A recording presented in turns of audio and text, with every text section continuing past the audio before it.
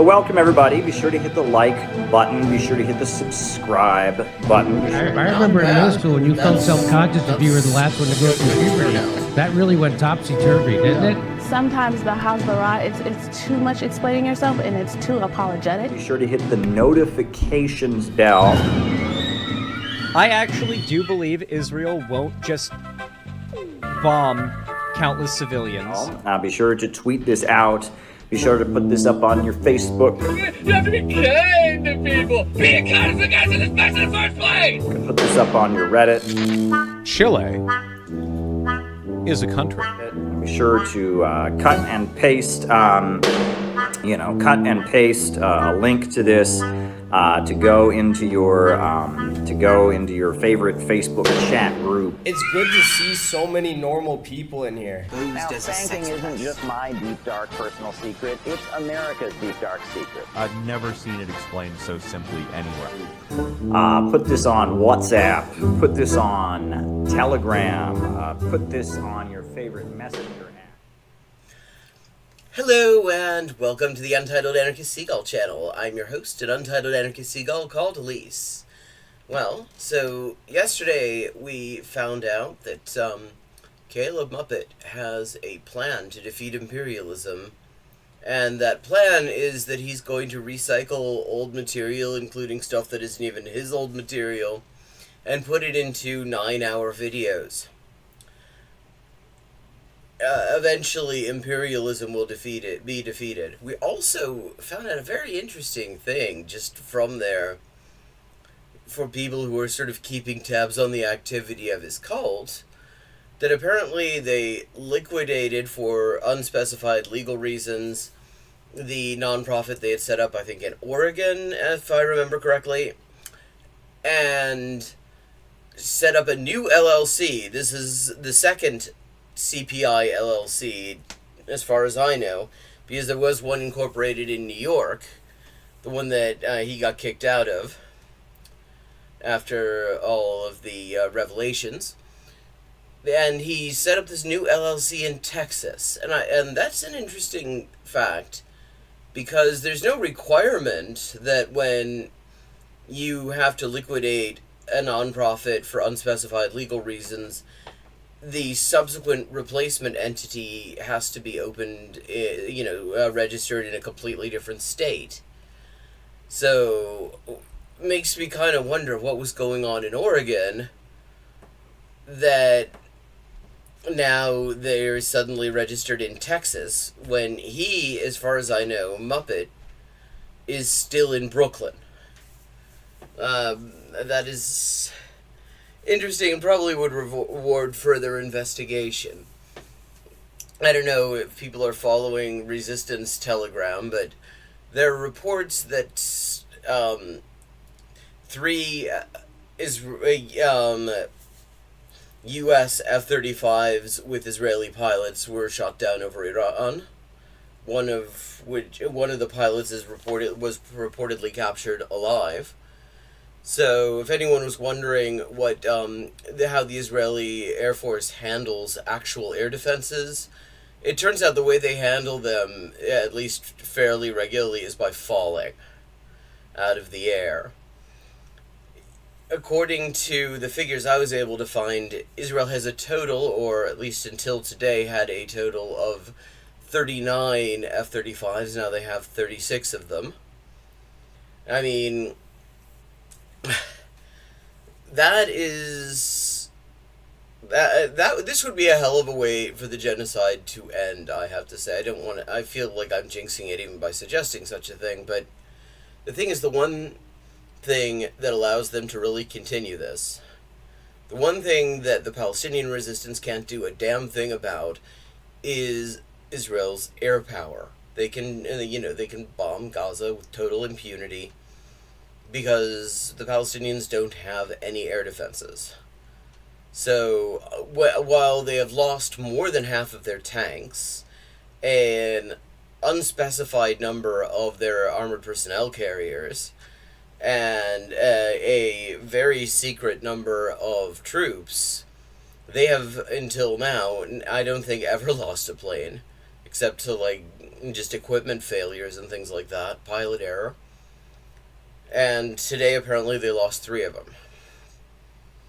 I mean, over Western Iran, it's worth noting, Iran is a really big country. Unlike every other place these pilots are used to flying, I mean, like, they're mostly used to the short hop between Netivot Air Base and fucking, Gaza, which is nothing. That is the ultimate short haul flight.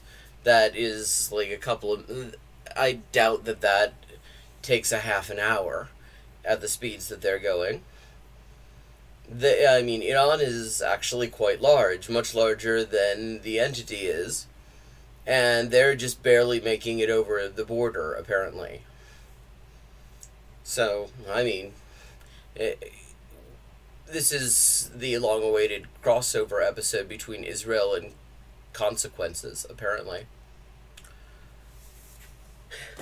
See how they like them. Okay, and in honor of that, I happened to hear about a particular bullshit pro-Israel channel. Chris Kunstler had done a thing on it, and I thought I'd look them up, have a look myself. And I thought we might start out with some Traveling Israel. Now remember, this guy, his grift is... supposedly, he's not actually pro-genocide.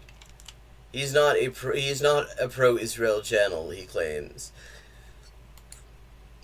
He does constant pro-Israel propaganda. Okay, here we go. This is Traveling Israel. The title of this video is The Israeli-Iranian War Has Begun, which is an interestingly agentless way to describe Israel carrying out a surprise attack on Iran. Much you already know. In a bold and highly sophisticated air and intelligence operation, Israel took out key figures in the Iranian... bold and highly sophisticated. They bombed residential areas in Tehran. They mostly killed large numbers of just random civilians. Well, if you want to talk about a bold and highly sophisticated intelligence operation, it's really kind of neat how this guy isn't a pro-Israel channel, but he's like fanboying an act of just complete uncamouflaged aggression. Because Israel has no right to just attack Iran. I mean, that is legally on the level of invading Poland. Are you going to talk about fucking Operation Konserven? The false flag operation they used to justify the invasion of Poland the Nazis did as a bold and highly sophisticated intelligence operation, or just an act of criminal aggression? The military and struck several of their strategic facilities. Every target was military. This is not a pro-Israel propaganda channel. He's lying for Israel. But this is not a pro-Israel propaganda channel. Because Israel has nothing against the Iranian people. Oh, fuck off. On the contrary, they are victims too of the same... This is kind of interesting because actually there were protests in Tehran and other parts of Iran with people demanding that Iran reverse its nuclear policy and actually change it so that they will actually develop a nuclear deterrent. Regime that threatens us. And I can tell you this from personal experience. What, he has personal experience of being Iranian? Out of the entire Muslim world, Iranians are the ones who support Israel the most. No. What he's talking about is there is an Iranian fascist exile community. That these are the people he's talking about also celebrate Shah Reza Pahlavi, the CIA's puppet dictator who was overthrown by the revolution in 1979. Yeah, I mean, scratch a demographic that really loves Israel, and you'll find a lot of fascists. I receive more messages of support from Iranians than from all other Muslim countries combined. In the coming days, you're going to hear about bombings, missile strikes, and air bases. And I will do my best to give you the Israeli perspective. Yeah, I mean, again, not that he's a pro-Israel propaganda channel, but he's giving Israel's perspective on the subject. Like, why not just be accurate? But to really understand this war, you need to understand the context.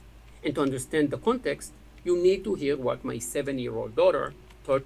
Hello, Erica. Oh wow, we're gonna get a history lesson from his 7-year-old daughter. I wonder if she's gonna talk about the context of how Iran has been attacked by Israel 3 times and has tried to de-escalate the situation, including at one point asking Yemen to possibly tone down the sanctions against Israel. And Yemen knocked them back, said that they don't answer to anyone except the Palestinian resistance. But so that's the context we're going to hear, right? Traveling Israel? Me this morning. At 3 a.m., a rocket siren went off. We headed to the shelter. Wow. Wow, that must be so nice to have shelters. Fun fact, Israel does not allow Palestinian citizens of Israel to build build shelters. In the Palestinian communities that they were not able to depopulate during the Nakba, they don't have bomb shelters like they have in the settler communities. And so when something, so they are actually having to be above ground because they can't get planning permission for shit, even if it is to save their own lives. Yeah, if you were honest, he'd be incapable of doing his job. He would be much more. He would be much more interesting as a channel, though, like an Israel tour guide channel where they actually tell the truth about it. I mean, actually, there's a group. I think they're called Zochonot. It is a joint Jewish-Palestinian group in Israel, and they are dedicated to actually exposing the memory of the Nakba and identifying what actually was there before going around the entity and pointing out what was actually there before 1948, with the communities that were there before the Nakba, and exposing all of that history that they just lie about. Luckily, in our home, the shelter is also the kids' bedroom. Oh well, wow. That's so nice. It would be really nice if people in Gaza were allowed to have that. So Israel refuses to allow reinforced concrete into Gaza, has for a very long time, because it could be used to make bomb shelters. Stayed in bed. But most Israelis don't have a shelter in their house. Most people run to stairwells or public shelters in the middle of. Wow, I mean, what this is now? Okay, now do Gaza. Where do they go? Oh, that's right. They're in fucking tents, and they bomb the tents. Wow, this is terrible. Where's my mini violin? Night. For us, it wasn't so dramatic. In the morning, my daughter asked me what happened. For the Kilia, on the other hand, IDF headquarters, right in the middle of Tel Aviv, it was kind of dramatic because there was a direct hit on that shit. I told her Israel attacked Iran's military because Iran wanted to destroy Israel. She looked at me and said, "But we're such a small country." Wow, I mean, it's always, that you're going to get a really great historical take when somebody is quoting their 7-year-old's analysis of the situation.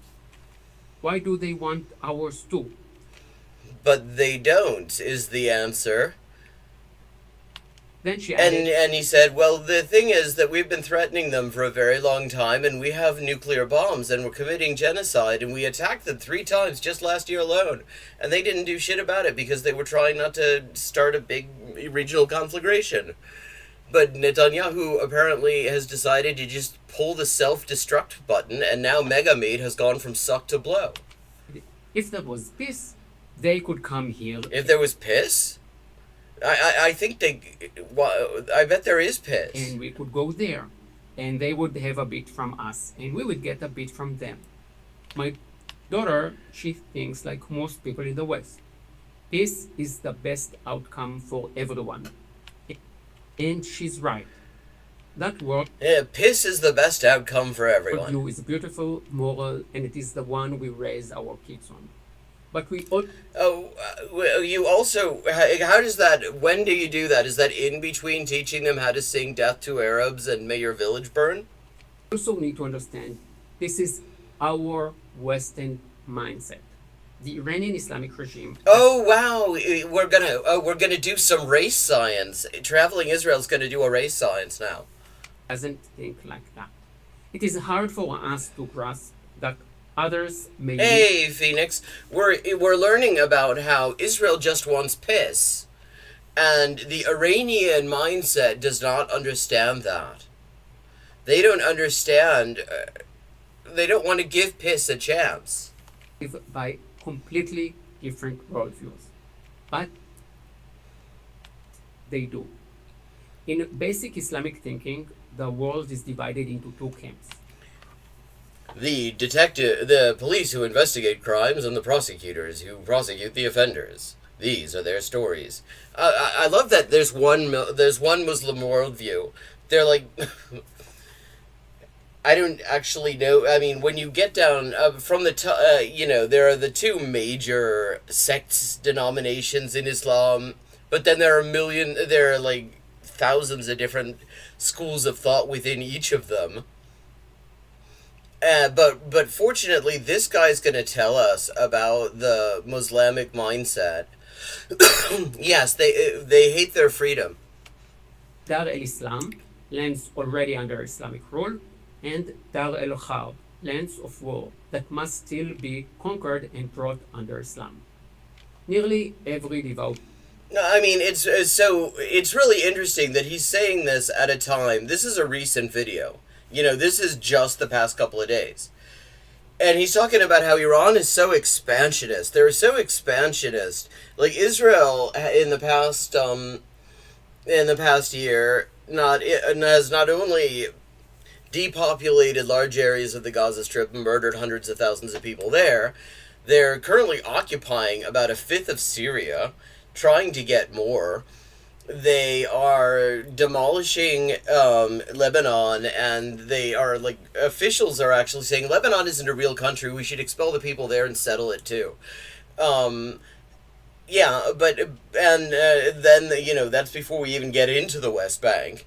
But clearly, Iran, whose borders have been kind of consistent for a long time, are the ones who are expansionists. In fact, it's worth noting that the Shah, who Israel got on with really, really well, which is why Savakis are such big Israel fans. The Shah actually claimed way more territory than post-revolutionary Iran has. Like, the Shah actually claimed that Bahrain was Iranian territory. A couple of other Gulf dictatorships they claimed as Iranian territory.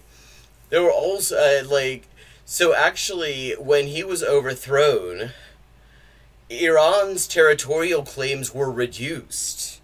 But okay, we're going to hear about how they're the ones who are expansionists. Muslims know this concept. And that's the root of the Iranian regime's hatred towards Israel. If they like so they like expansionism, but they hate Israel. That's weird. I mean, you'd think if you like expansionism, I mean, Israel loves expansionism. It's a shared fandom. The 1979 Islamic Revolution, Israel and Iran had good relations. Great. We're going to romanticize the CIA imposed fascism in Iran. I love how every few years these fucking photos of the richest people in fascist Iran and their lifestyles get shared around to romanticize Iran before or the Islamic Revolution, and nobody ever talks about the living standards. Oh yeah, of course. Israel is very peaceful. I mean, peaceful. They're peaceful. Israel is a very peaceful country. then they don't talk about how most people were living at the time. Like, most people were living on like less than $1 a day. It was extreme poverty throughout Iran under the Shah. They weren't fucking going to get perms. They weren't buying fucking imported French, like French fashion. Most women in Iran, they were lucky to actually have food. Iran was relatively Western. Iranians are mostly Persians, not Arab. They have a completely different history and culture. Oh wow, we're really getting into it. He's doing some race. I mean, this is like, wow. He's the mask is off. But I mean, he just wants piss. The wars and I think we should give him piss. Israel had were mostly with Arab states, Egypt, Jordan, Syria. Now tell us, what was the problem that they had with this invading entity that's so pissful? Not with Iran. But then came 1979, the Islamic Revolution. And almost overnight. I mean, just look at the army uniform. You want to see how completely up the US's ass the Shah was? The Iranian army uniforms at the time had US rank insignia. Like those chevrons, those are US chevrons. You do not see those exactly as they are in that position outside of the US military. Iran began calling for Israel's destruction. And there is something many don't realize.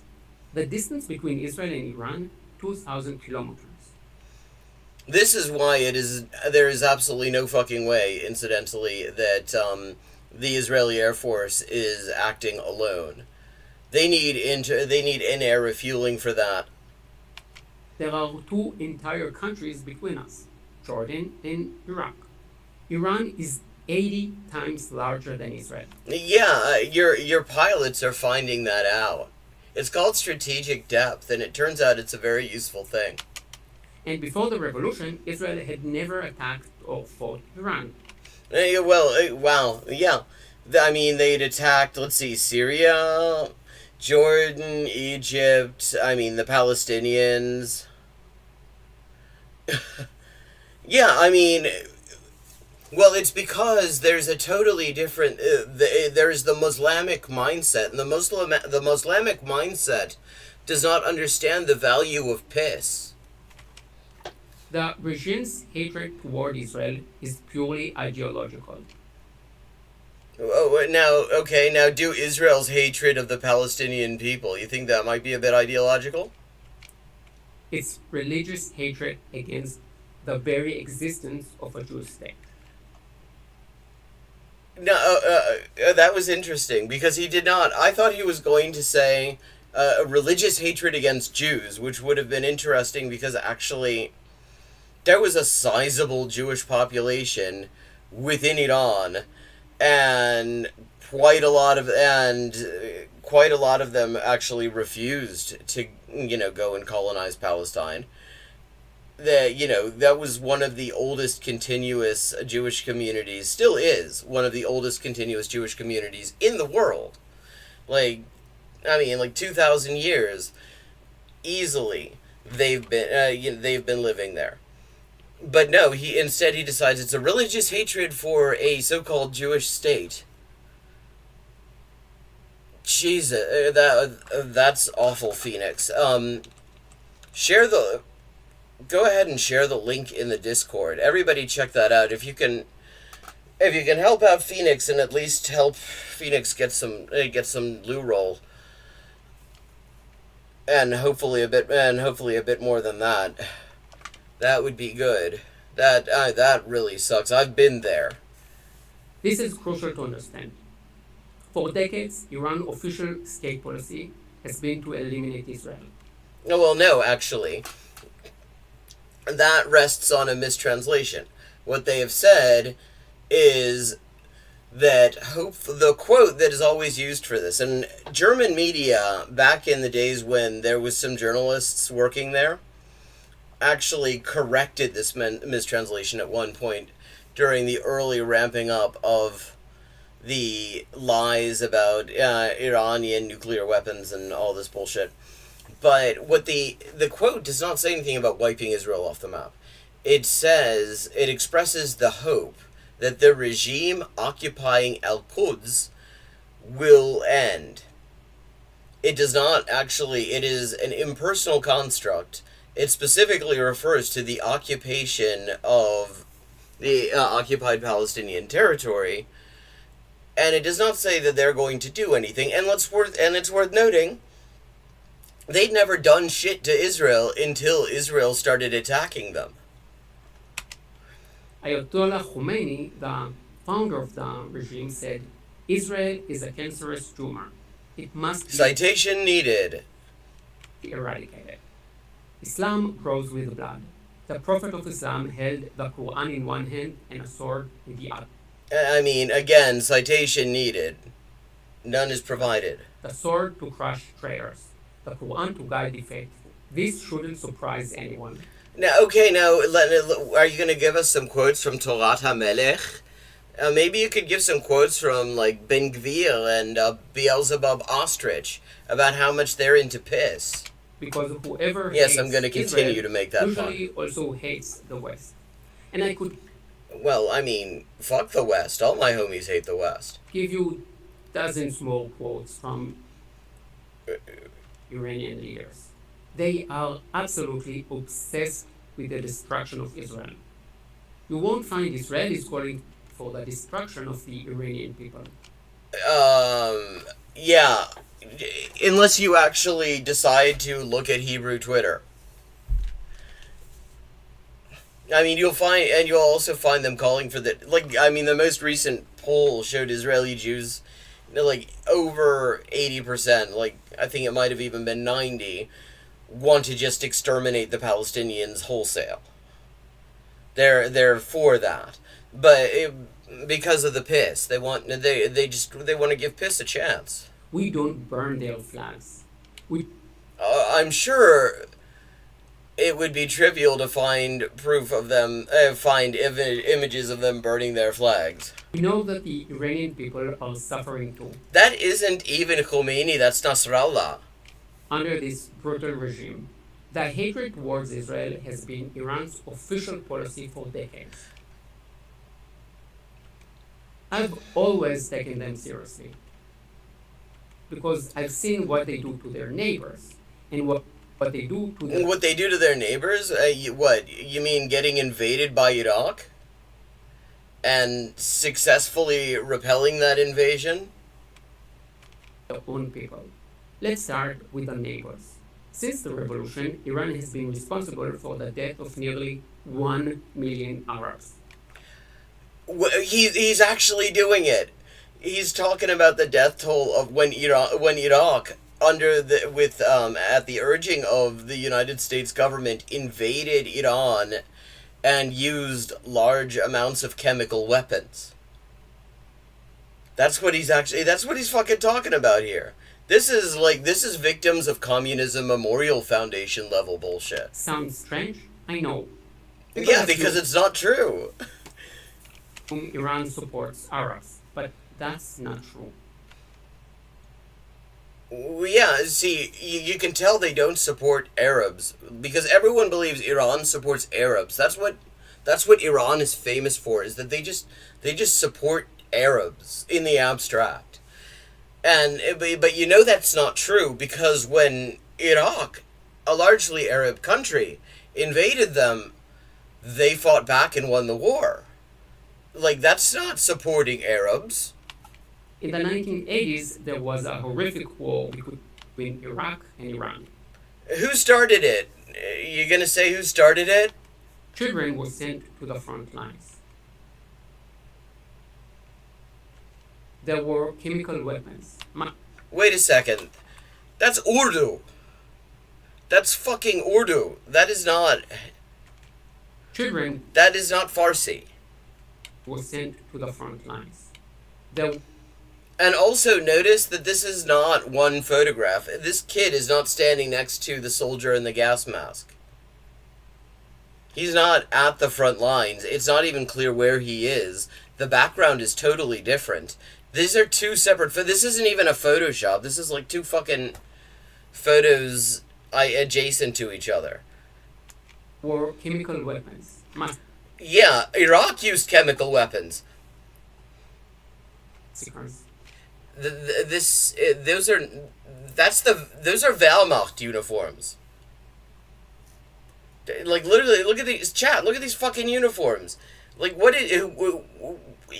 the hell is he doing here? Those are obviously German uniforms.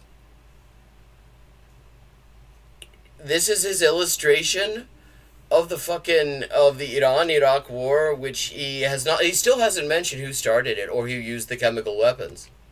You could say, fine, that was a border conflict. It wasn't, though. Decades ago.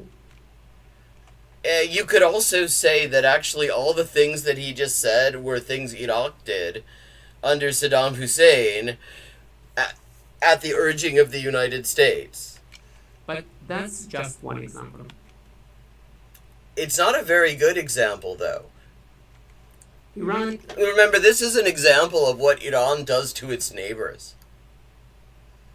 And apparently, we're supposed to condemn Iran. Like, the reason we're supposed to condemn Iran here is that when they got invaded, they fought back and won. Is a shared Muslim country. Most Arabs are Sunni. And Iran... This is... What's also interesting about this is Israel has been trying to push the Sunni Shia. I mean, it's not that there isn't sectarianism that's pre-existing. It wouldn't be an exploitable fault line if there weren't. But Israel has been instrumental, has spent large amounts of money and effort in pushing enmity between Sunni and Shia communities. And let's remember that what he's talking about, like, Iran is, his real problem with Iran is that Iran is actually steadfast supporters of the Palestinian resistance. The Palestinian resistance is Sunni. Like, there are hardly any Shia Muslims in the Palestinian population. That is overwhelmingly Sunni. Uses militants and proxies like Hezbollah and others to expand Shiite control. I mean, this is... In Iraq, tens of thousands were killed by militants supported by Iran. When are we talking about now? And the same is true in... Like, are we still talking about the Iran-Iraq war, or are we talking about something more recent? Like, he just throws this in here with no date? Yemen. Yemen is the biggest humanitarian disaster in the Middle East today. Oh, well, yeah, I wonder if that might be anything to do with the fact that the U.S. and Israel and Saudi Arabia imposed a starvation blockade on them for a decade, and those three countries have spent much of that period bombing the shit out of the place when it was already the poorest country in the region to begin with. And, of course, Syria. Assad wouldn't have lasted 1 year without Iranian help. Iran helped him crush the Syrian people. And again, hundreds of thousands were killed. What's really interesting, I mean, that is accurate, over an 11-year period. The available figures, the available projections, since we don't have... the only official numbers we have from Gaza are a massive undercount because the health ministry and the civil defense just can't keep up with it. Indicate that in less than 2 years, Israel has murdered more people in Gaza than were killed by all sides during the dirty war in Syria. But what Iran does to its own people speaks louder than any military campaign. Are we going to talk about how actually the Shah was actually so murderous towards his own people that a lot of people who weren't actually fans of Khomeini supported the Islamic Revolution just to get rid of him? Are we going to talk about how it was so fucking bad before 1979 that what happened after was still an improvement? Thousands of Iranians have been executed by their regime. Wow, so a regime that kills people, yeah, you really have to stop. I wonder if we applied this standard to Israel, how that would last. Remember Amini? She was murdered for not wearing a head covering.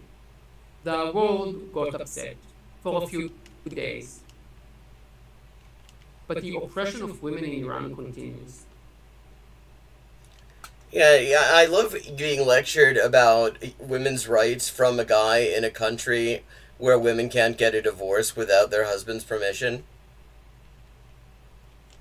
In Iran, a woman can fly abroad without her husband's permission, and it is legal for a man to beat his wife.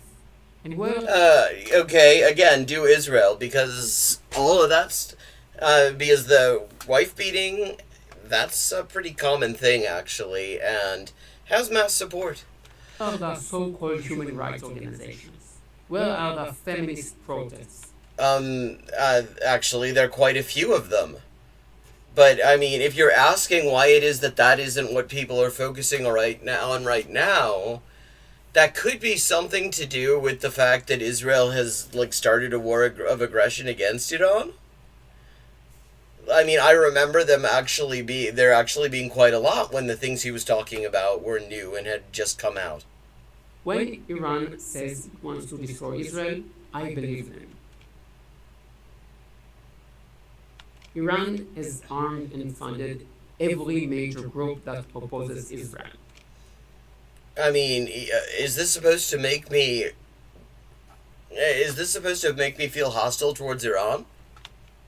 Hamas, Hezbollah, Shiite militants in Iraq, and maybe the most insane example, the Houthis in Yemen.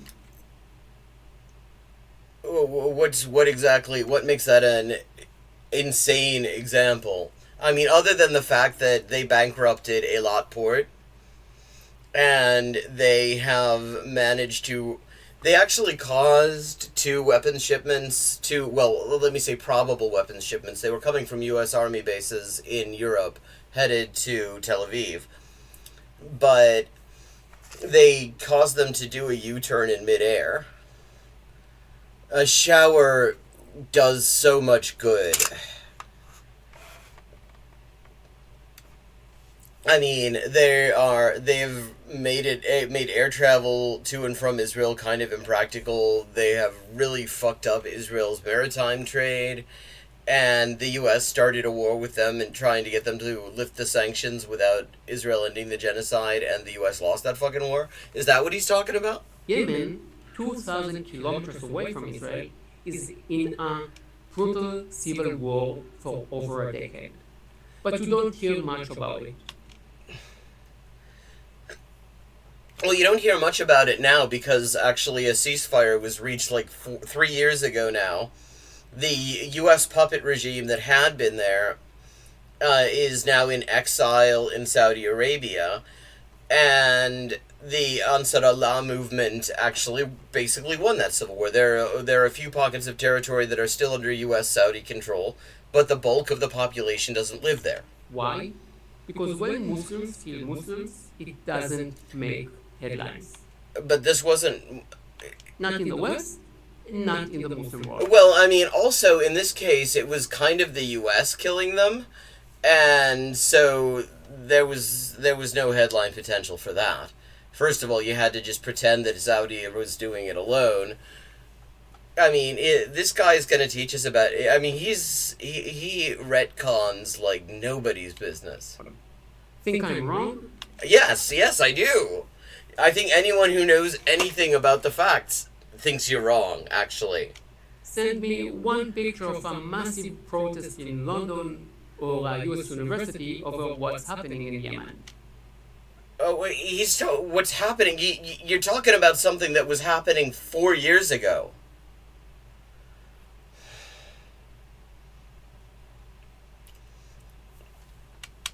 I personally like scorching hot showers for when like my ectopic dermatitis flares up. I like to just sort of short out all of the irritation receptors in the area and then spray myself with cool water, and just the intensity somehow is nice. I mean, he does understand that he's talking about stuff from like 4 years ago. And yeah, there were actually protests. It did actually become a thing. There are none. Wow, why is nobody protesting this stuff that happened 4 or 5 years ago in Yemen? If you can't blame the Jews, it's not news. Wow, that rhymed. It must be true. Meanwhile, Yemen is the worst humanitarian crisis in the Middle East. And yet, the Houthis, backed by Iran, are fighting. Actually, not backed by Iran. No, I mean, Iran wanted them to back down from this because they were trying to de-escalate. Firing missiles. What's with this image quality? I mean, what is with these fucking 8-bit photographs? At Israel, tens of thousands of Yemeni children are starving. Yeah, because of a fucking genocidal blockade. And because Israel is bombing them. And one of the things that's really interesting about Yemen is that, like, millions of people regularly show up to demonstrations in support of the sanctions. Yeah, exactly.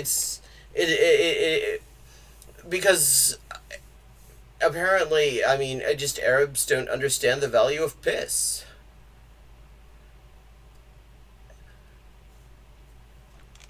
But Iran's money goes to rockets, not food.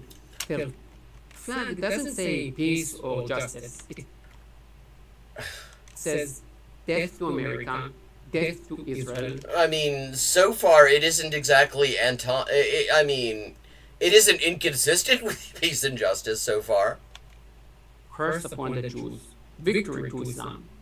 Just like Khomeini said, Islam grew with blood.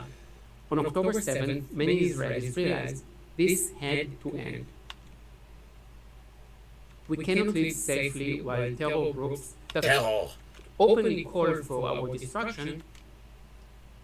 And tell us, how is it going? How undestroyed is Israel right now? I mean, something like 40% of the settler population say they're thinking of leaving the country. If anything, the difficulties getting a flight in or out of the country must be accelerating that. Like, there's a massive brain drain. The contradictions between these disparate communities that were brought in as settlers by the Zionist movement, communities that absolutely detest each other, do not break bread, will not, absolutely hate each other, are at each other's throats, are starker than they have been in a very long time.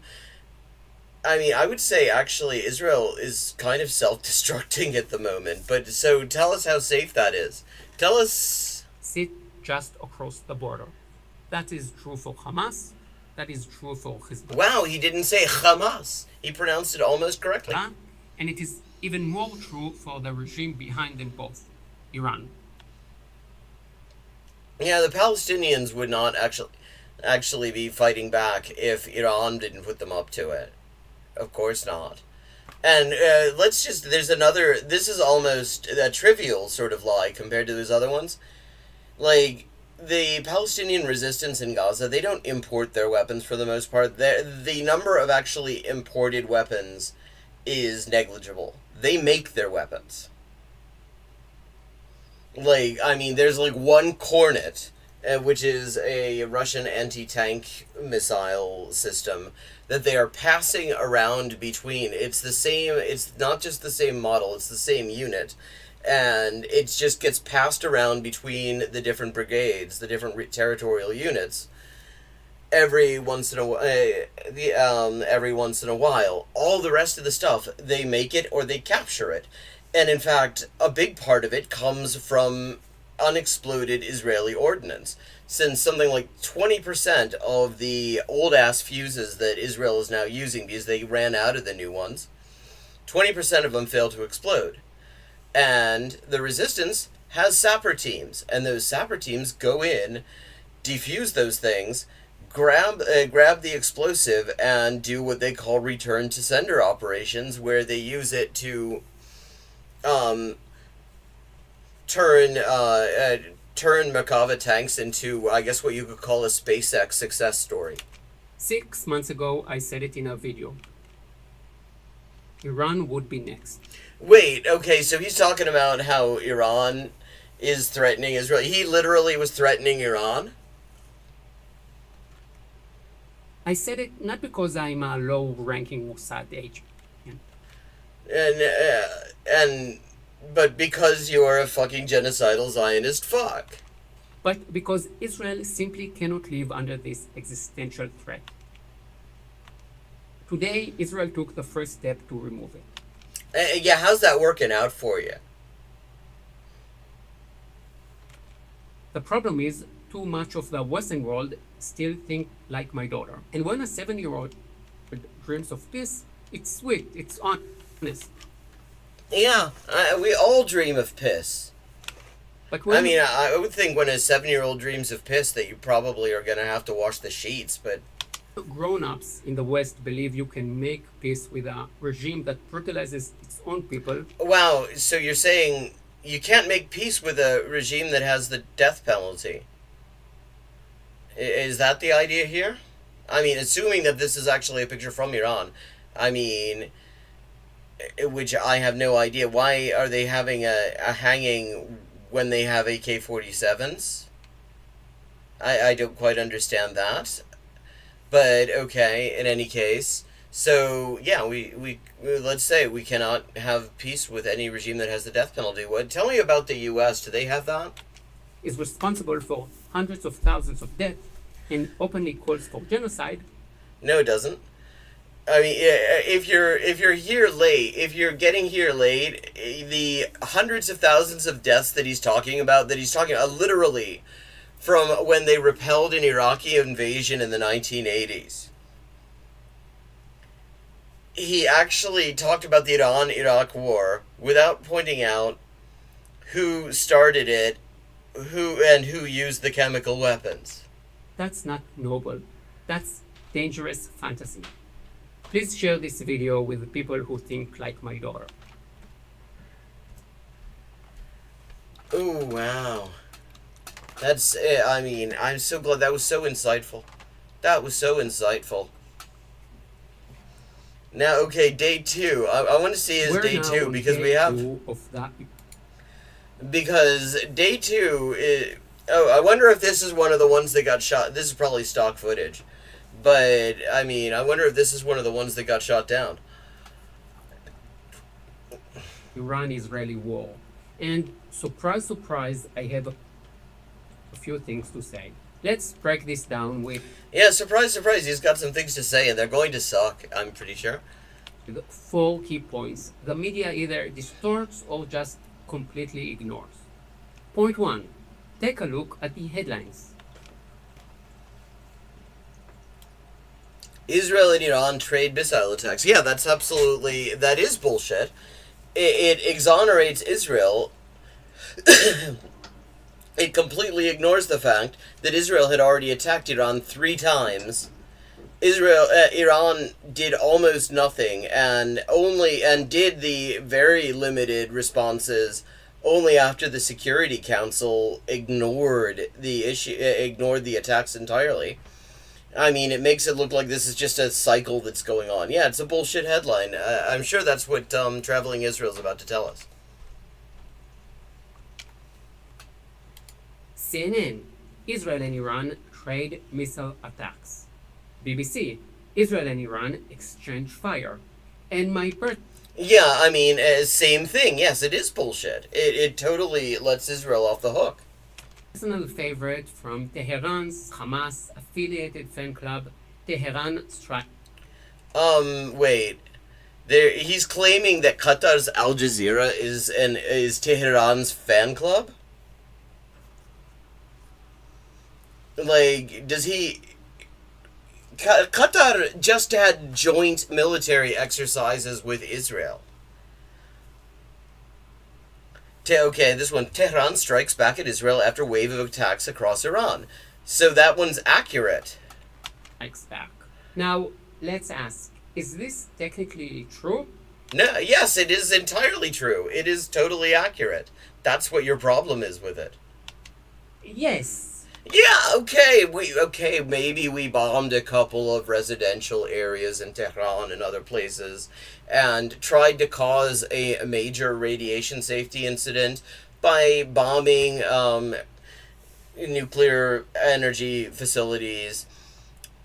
But you're missing the bigger picture. The bigger picture is that we're never the aggressor, even though we're always the aggressor. And no. Yes, Israel launched missiles, but here is what they don't tell you. Israel targeted only military infrastructure. They don't tell you that because it's a lie.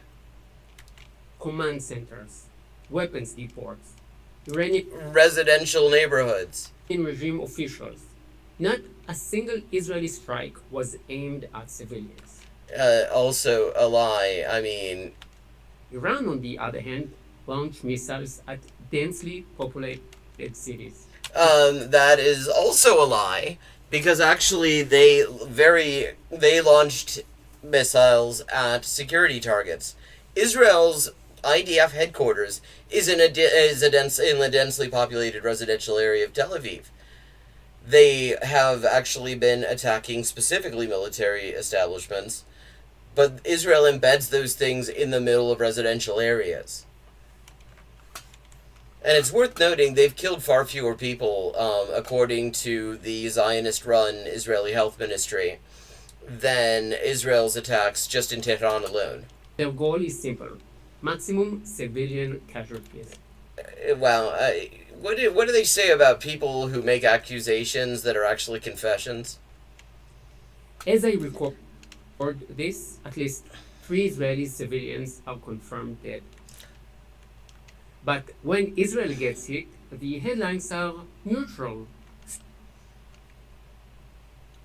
Yeah, this isn't neutral. This is giving Israel doing a massive favor to Israel. Sterile exchange of fire. When Gaza gets hit, suddenly it is a photo of a crying child and the word massacring. Yeah, God, why is it that... notice the only example he can find of that is Al Jazeera. If he used the Western media, this would not work. He cannot claim that they're biased against Israel and show the way Western media report on every single new Israeli massacre in Gaza. Because, first of all, most of the time they don't report on it at all. And when they do, they act like there's no telling how these people died. They just sort of died. The reality, every single rocket launched by Hamas, Hezbollah, the Houthis in Yemen, and Iran is aimed at civilians. That is a lie. That is a lie that is kept alive by the military censor, because the military censor does not acknowledge the military targets that are being hit.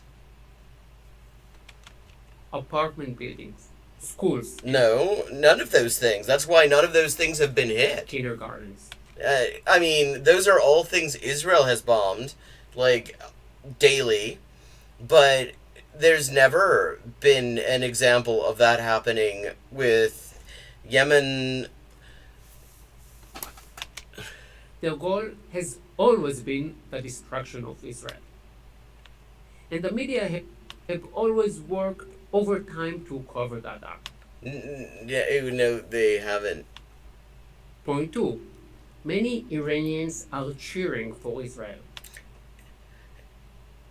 It's funny because, there's actually footage of protests against the soft line Iran's been taking towards Israel.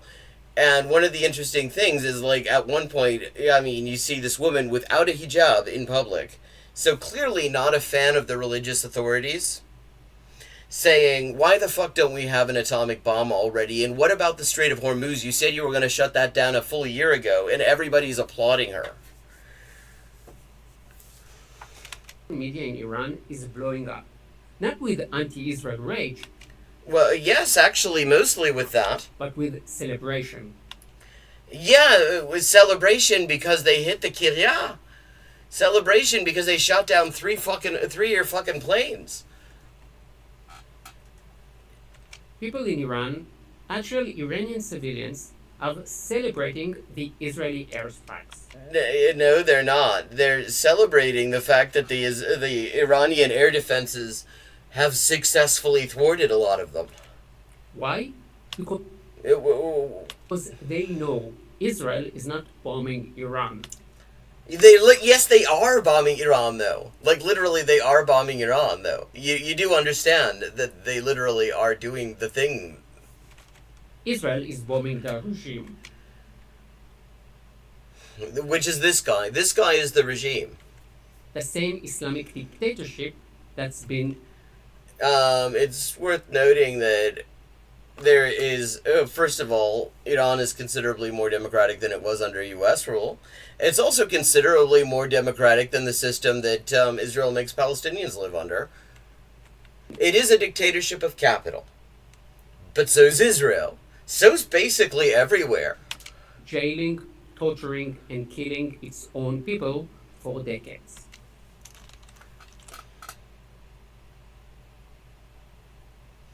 The first, Erica says, and the fucking... the filters on Restream don't let Erica say so, so Erica's saying it over on Discord.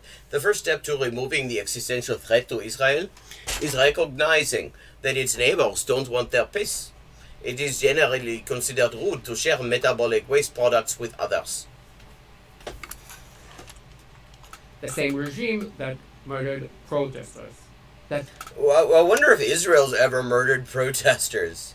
beats women in the streets for not wearing a hijab the right way. I wonder if Israel's done anything like that. I wonder if they're like this in Israel. If women are seen holding hands with men in public, the fucking fundamentalists chuck rocks at them. It would be sort of weird if that were the case, and this guy is talking about women's rights like Israel represents them. And for once, someone is fighting back, not against the people of Iran, but against their jailers. Where is this from? That's why Iranians are flooding the internet with support for Israel. Which Iranians? Like, where is this even from? This is just a picture of a fucking... It looks like a banana. This could have been from anywhere.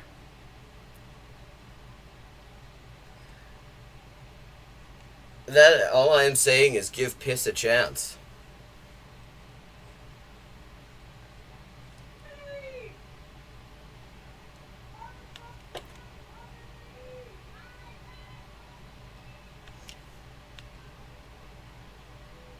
Listen to this Iranian woman's message. It's gone viral for a reason. She explained it better than I ever could. One of my friends whose mother Oh, okay. Well, an Iranian woman on Fox News. lives in Iran, she called him and said, Oh, wait. And she has a U.S. accent. Wow, I mean, this is totally an authentic Iranian take. This is the sentiment on the ground. "Oh, Mr. Trump, we're ready for his bombs. The people of Iran want to be set free." But I do want to comment on This is the same bullshit that they tried with Iraq, and it, didn't work out. a little bit about negotiations and But if it's on Fox News, you know you can rely on it. having talks with Iran. Every person in the U.S. and elsewhere that is of Iranian descent understands this government will shake your hand in diplomacy with their right hand and will be enriching uranium in secret with their left hand. Yeah, for fucking nuclear medicine and atomic power, because they don't have a nuclear weapons program. And I mean, it's wild that she's saying that, like, literally... The only reason Israel would dare do what they're doing right now is if they were damn sure that there was no nuclear deterrent. This democratic, the Democrats thinking that the Iranians believe what we believe and think the way Americans believe is naive and it's narcissistic. The Iranians do not understand negotiation.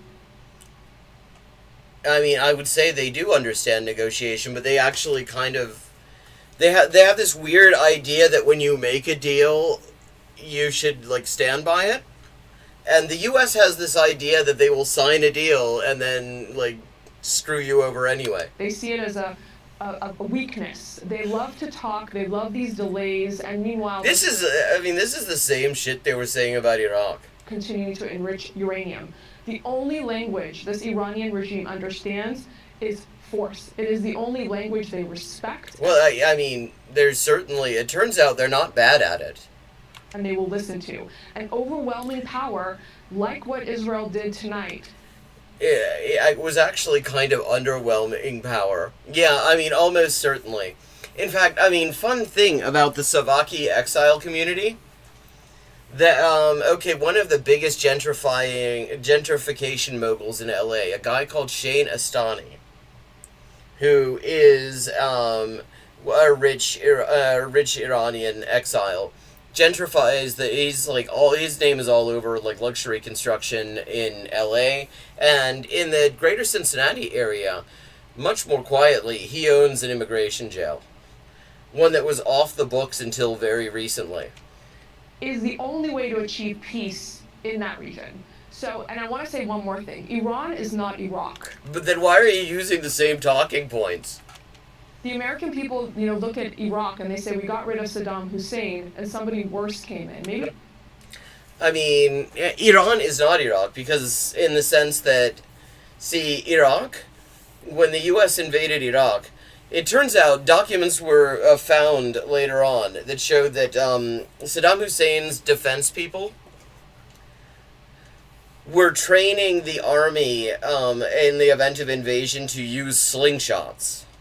That was the sort of armament they had. Like, literally, the Iraqi army, the National Army of Iraq in 2003, was not as well armed as the Qassam brigades in 2003. That is not the case with Iran. Iran is not Iraq. Iran has a massive conventional arsenal and is reputed to have the largest ballistic missile stockpile outside of like the top three, U.S., Russia, China. Which is to say that they can counter Israel's bombings without even risking pilots. The people of Iraq are not ready for democracy. The people of Iraq... now they're not ready for democracy. That's, wow, that's so interesting that she gets to decide that. ...are ready for democracy, and they're hungry for it, and I hope that the weakening of this regime in Iran by what Israel has done tonight will allow them to rise up and take the beautiful country. It's always great when the person that you find to represent the point of view that you need to attribute to the people you're bombing clearly isn't even from there. Like, clearly has never lived there. Point 3. So, Russia condemned Israel. But they still trade with them. Glance, who cares? Russia was like one of, I think, 150 countries to condemn Israel. Always got something wrong to say. But this is part of a bigger story.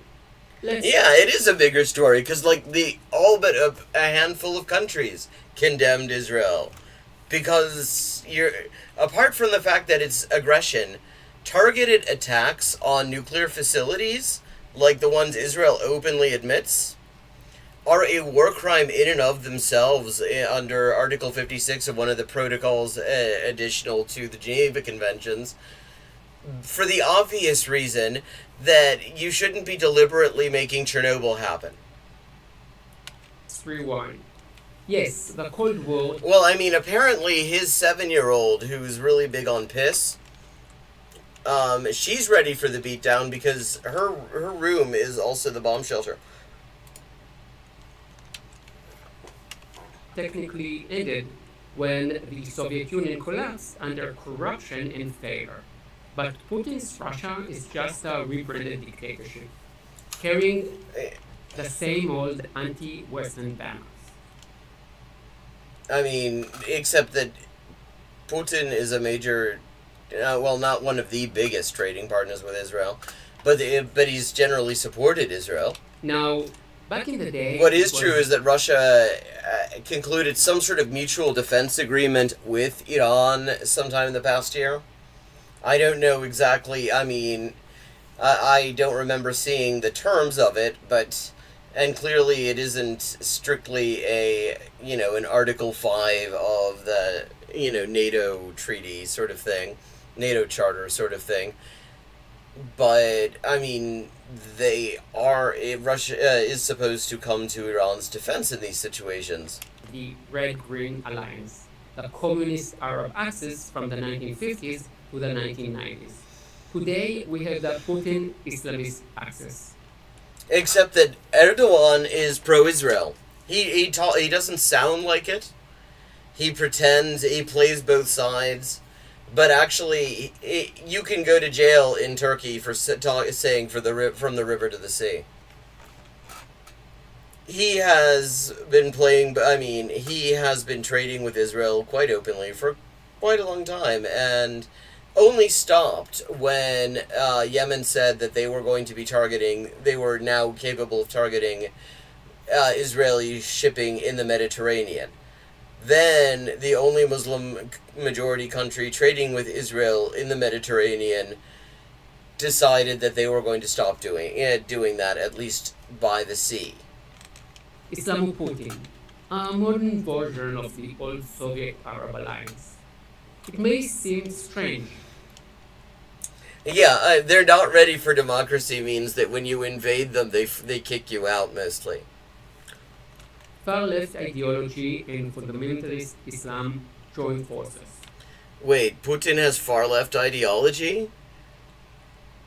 Or, wait, are they saying that Khamenei is the one representing far-left ideology and Putin is representing Islam? Because that's the only way I can even begin to make sense out of that fucking word salad. One despises religion, the other is big. Putin's biggest allies are in the Orthodox Church. I don't think he has a problem with religion. Around it. But they are united by two things, dictatorship and hatred of the West.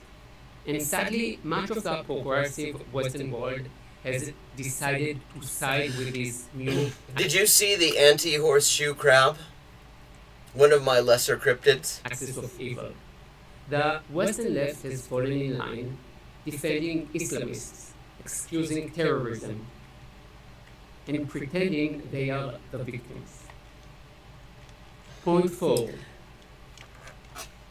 The Mossad and Israel Air Force pulled off the impossible. You mean losing 3 F-35s in one day and having one pilot captured alive? I think that was entirely possible, actually. The success of Mossad and the Israeli Air Force is going to be studied for years. The success at what? I mean, usually when you lose nearly a tenth of your flagship fighter bomber plane in a single day, on the second day of an operation, that's not necessarily called a success. I'm sure the manufacturer likes to hear it. Bold, imaginative, surgical. Oh, wow, imaginative. Nobody had ever thought of bombing. They're so creative and imaginative in Israel. Until Israel was around, you know how, as one person on, I think, Reddit said, before noted YA scat fantasy author J.K. Rowling came along, nobody had ever heard of women writing novels. And similarly, Israel, this is groundbreaking. Nobody had ever thought of bombing other countries until Israel did it. The entire top tier of Tesseract Iranian theory. military command was I love it. wiped out. Chief of staff, senior commanders. It's funny. Israel still thinks that they can just decapitate organizations and their problems will end. No matter how many times they do it, and it doesn't actually change the situation for them. How many Hamas leaders have they assassinated at this point? Not just in the past couple of years, I'm talking about altogether. Like, kind of all of them. I don't think any Hamas leader has ever actually just retired. I think that the way you leave office is that Israel kills you. I mean, and they've done this, Palestinian resistance leaders, people, leadership figures in other countries. I mean, of course, Hezbollah leadership, for example, as well. And it doesn't change shit, because that wasn't why people wanted to fight Israel. People didn't fight Israel, didn't love Israel until Nasrallah came along and said, actually fuck this shit. The reason Nasrallah was so fucking popular and is so fucking revered even now is that everybody was already on that page, and reports he did a good job of representing how they felt. Its nuclear infrastructure was severely damaged. And here's the wild part. It looks like Mossad may have actual bases inside Iran. I mean, we already knew that. In fact, when they assassinated Haniyeh last year, the attack was done from within Iran. Actually, Iran reports they intercepted a truck full of Israeli drones within Iran. And so, yeah, I mean, you can tell it's a typical Mossad operation because they get caught almost immediately. Someday we will learn how they pull this off. But I like how he's still confident. Look at those glassy eyes. He actually thinks they're going to pull this off. I mean, this is like some German tourism YouTube channel in 1944 when in my headcanon they had YouTube and German tourism channels saying the Wunderwaffe that the Führer has come up with is so powerful. You will never realize. People will be studying in 20 years' time how the Führer pulled this off. Our wonderful victory that is just around the corner, we are assured. Okay, then it turned into Austrian, it turned into Styrian. I mean, he actually thinks that this is going to end well for them. I think he genuinely does. And I don't see how he could possibly think that, because they're getting their asses kicked on all sorts. Yeah, I mean, it's his job to defend Israel. I mean, this is an Israel tourism channel. It's called Traveling Israel. And clearly, the whole thing, I mean, if you want to do Israel tourism, if that's your money, if that's your source of income, you do kind of need to find some way to make Israel look like a not horrible place to be. Israel didn't do this alone. This kind of we know that. They can't even get their planes to the Iran-Iraq border without the U.S. In fact, without the U.S., they don't have planes. Precision, this kind of intel, it only happens when fucking intel, like the location of Tehran.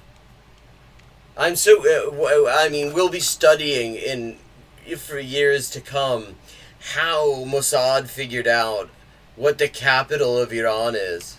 Hundreds of Iranians risk their lives to help because they believe. Fun fact: just today in Israel, a bunch of settlers were arrested by Shin Bet, the secret police, because they were on charges of providing intel to Iran for cash.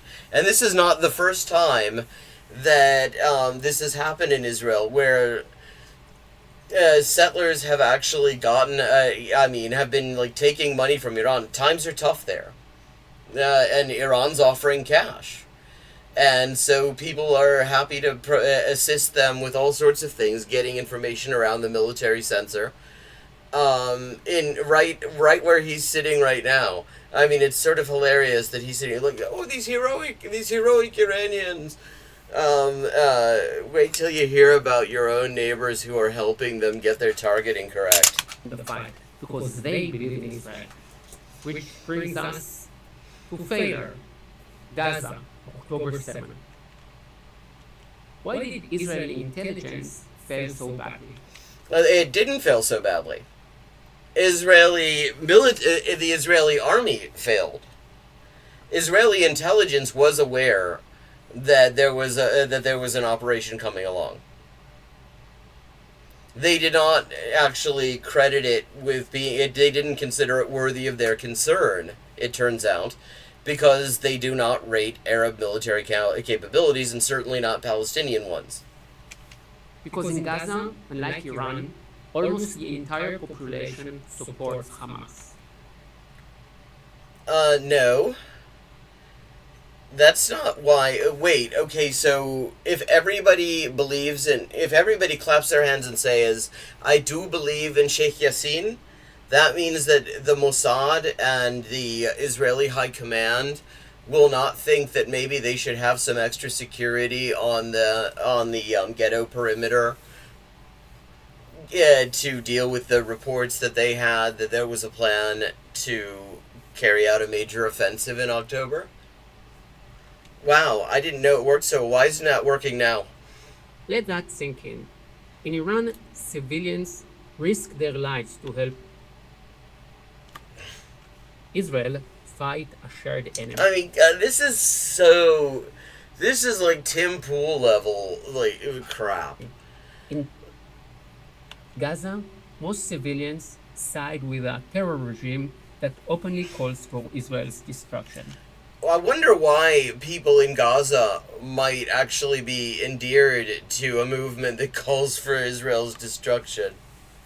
I wonder why people in Palestine might overall feel that their lives would be improved by there not being Israel. That is something the media doesn't want to talk about too much. Well, yes, because the media actually try to pretend otherwise. They don't want to acknowledge that actually the popularity of Hamas in Gaza, and especially in the West Bank, actually skyrocketed after the October offensive because they humiliated the Gaza division, which was one of the main tormentors of the Palestinian That's population. it for today. Follow for more updates. Drop.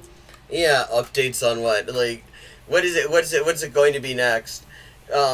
Actually, the Mossad, they had this very creative way to have a victory over Iran, where rather than actually making it across the Iranian border intact, planes get shot down, and the ghosts of the pilots in them, they say they haunt Iran, and that is how we are going to win still. I mean, the more I listen to this guy, the more it feels like those 2016, 2017 op-eds where it was like, look at this neat trick that will allow Bernie to still win. Okay, I mean, just to wrap this up, apparently Hassan says Trump's parade was a disaster, and I'm quite curious to hear. I really didn't see much about this. Of everything else that's going on, it's time for Trump's DC military parade to kick off. It's supposed to start. The weak spot in those is in the turret gap. In 5 minutes, apparently. I think. I'll watch a little bit of this, and then afterwards I'll head out to the protest. My town's counter-protest was 4 churches use a MAGA Make America Godly Again flag, and most of the town actively flipping them off. Rural Texas. Oh, it got pushed back. Easy to pray for the wolves of the state. Need to encircle them like elephants do with their babies.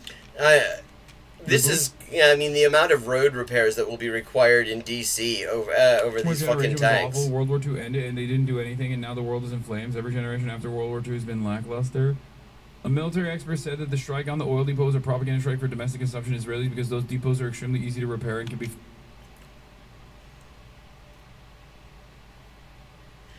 Actually, one of the recent Irani strikes earlier today was on the Haifa oil refinery. Filled up again and be up and running in like 2 days. It's not a refinery. Test, but we haven't seen anything like that. They've had a great experience here in the city. Everyone they've talked to has been very kind, and of course the U.S. Army is a nonpartisan organization. That's true. In fact, they have a long history of killing partisans. And so I mean, he says that you should like the U.S. Army because they're a nonpartisan organization. I prefer the partisans. today, June 14th, is the U.S. Army's birthday. That's why 7,000 of us are here. Yeah, I mean, that's the thing.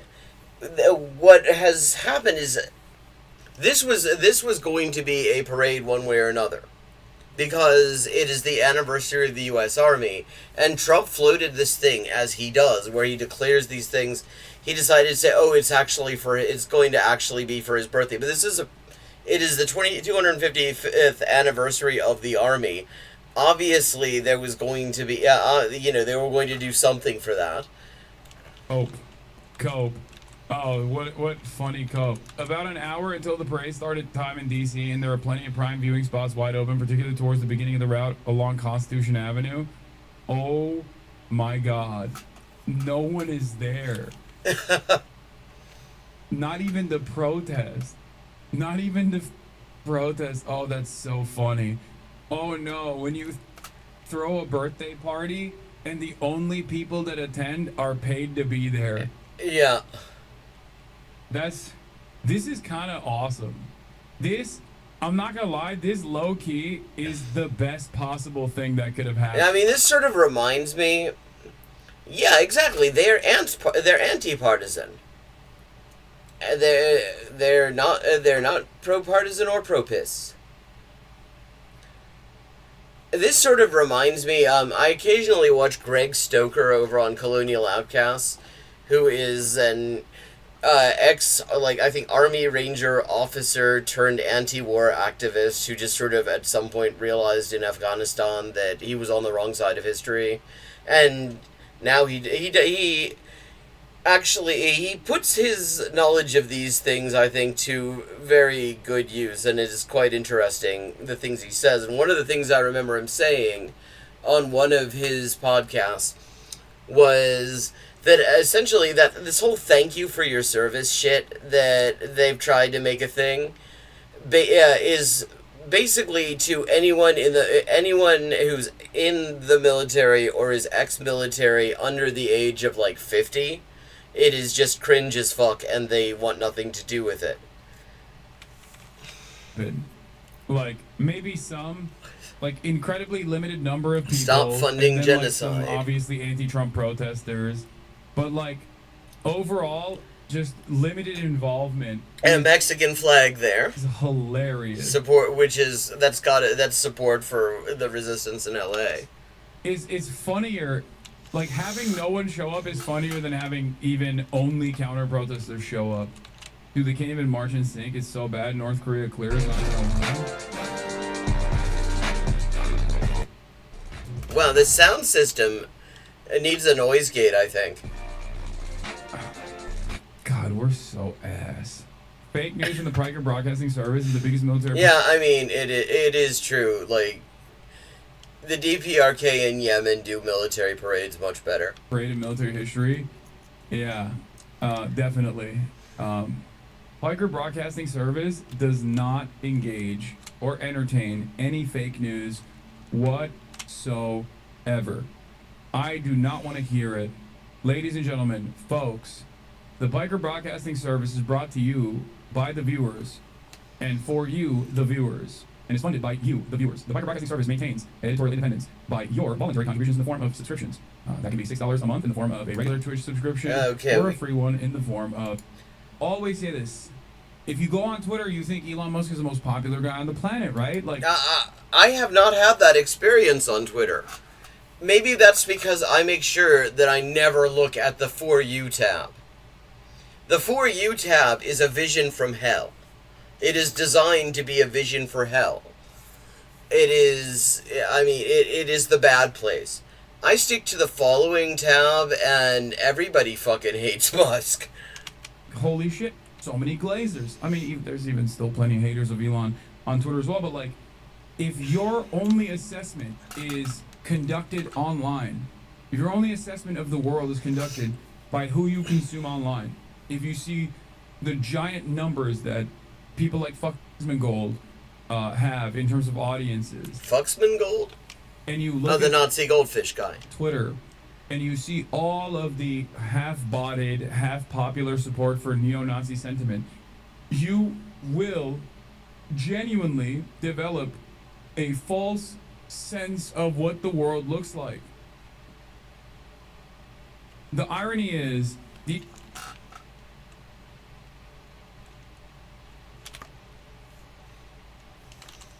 Okay, and I'm noticing the time, and it is about time to start wrapping up. Thank you to everyone who joined in. It's always good to see you all. Good to see you, Eric and Phoenix. I hope I'm not in a position to help out, but I hope other people are, because that situation sucks. I hope things improve for all of us. I don't know how likely that is going to be in the short to medium term, but it certainly would be an improvement if things improved. Yes, I will be back next week at 11:30 p.m. U.S. Eastern Time on Friday, and I look forward to seeing you then. Until then, I am in the Discord. You can find me over here, if it lets me.